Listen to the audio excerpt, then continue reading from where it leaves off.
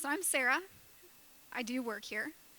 And these lights are brighter than the ones just a few feet back, so I understand. Okay, so I grew up in one of the most loving, ideal situations in a lot of ways, but in a lot of ways, it was not how it looked on the outside. We fought, we were real messy sometimes. Um, but I think the thing that I loved so much about growing up in my home was that the intention was always to love people well and to love God well. And I know that that is a gift, and I know that that is not common.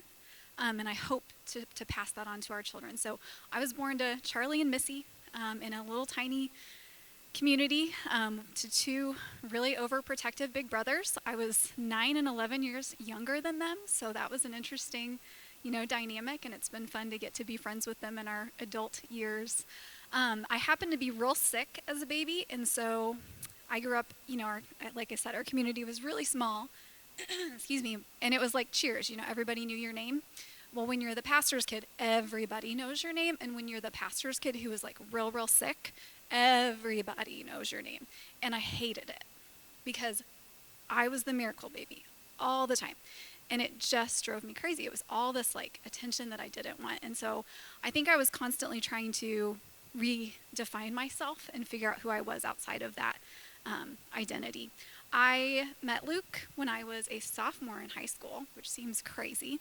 And I knew I was going to marry him not long after that. Obviously, we waited quite a while, but we dated through my senior year of high school and then all the way through college and got married pretty quickly. And that brought us up here to this area, which was unexpected. And I'm just so glad that we landed up here. I think we thought we were going to stay right in Macomb, which is where we went to school. And God just like plucked us out of that, and we were real hurt by it.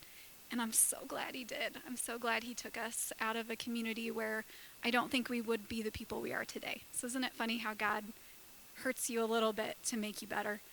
I feel like that's kind of been the theme in our life. We have two beautiful children. Our life was really simple and easy. We wanted to have babies, and we could, and we did. We wanted jobs, and we got them. It was a very charmed life in a lot of ways. And we recognized that, and we tried really hard to remember that. And then I got cancer, and it wasn't so charmed anymore. And I don't have a cancer that goes away. I go to treatment every 4 weeks. I went on Tuesday, and here I am today. I spent about 4 hours in bed today trying to recover, and that's a monthly event in my life. I take chemo. It makes my brain not work. But I know that because of those experiences that we continually have to go through, God is working in our lives. And I like who I am better with cancer than I like who I was without cancer. And that probably seems really weird, but life was just so simple. And we didn't appreciate, and we weren't challenged, and we weren't, I think, living into purpose as much as we do now. And so moving forward, I hope to know God. I hope to recognize his voice. And I have been completely transformed through this thing called the Bible Recap that anyone who talks to me can't get me to stop talking about, because she talks every single day about the heart, and it's all about your heart. And Sarah talked about this too, how, I knew all the things, I understood the Bible, but I didn't have the heart change. And so my hope for the future, my prayer for the future, not just for me, not just for my husband, not just for my children, but our community, this church, our friends, is that they would know the heart of God, and that their hearts would be changed by who he is and what he's done in their life. Because I know that mine has been. I hope to have a fully surrendered life, and I just want to live physically, because I don't know how much time I have. I think I have a while, I'm hoping.